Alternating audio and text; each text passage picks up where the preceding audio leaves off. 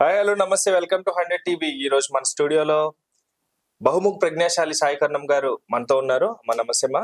నమస్తే. ప్రజెంట్ జరుగుతున్న సిచ్యువేషన్స్ లో జానీ మాస్టర్ గారు ధన ధన ధన ధన దద్దరిల్లెను దరువు అనే పాటకి యావత్ ఆంధ్ర ప్రజలు ఉత్తేజపరితులై ఓట్ల వర్షం కురిపించారు.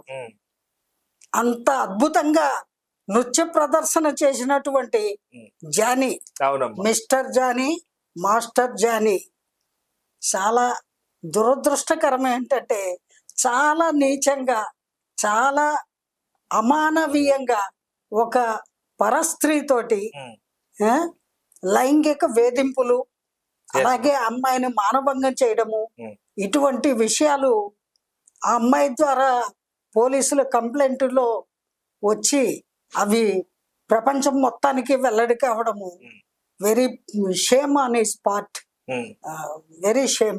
ఇప్పుడు ధన ధన ధన దద్దరిల్లెను దరువు ఎలా వెరీ బ్యాడ్ గా అంత నీచమైనటువంటి కార్యానికి పాల్పడ్డాడు అతను. అది చాలా దురదృష్టకరం. ఎంతో కష్టపడి పైకి వచ్చిన వాడు జీవితంలో తన క్యారెక్టర్ని కూడా అంత కరెక్ట్ గా నిలబెట్టుకోవాలండి. లేకపోతే ఏమవుతుంది, మొక్కిన వాళ్ళే తుపుక్కున ఉమ్మేస్తారు నీచ కార్యాలకు పాల్పడితే, అంతే కదా. అటువంటి వాడిని ఎవరు గౌరవించరు. అలాంటిది జనసేన పార్టీ అధినేత ఆయన దృష్టికి అంశం వెళ్ళిన తర్వాత ఆయన ఉపేక్షిస్తారా?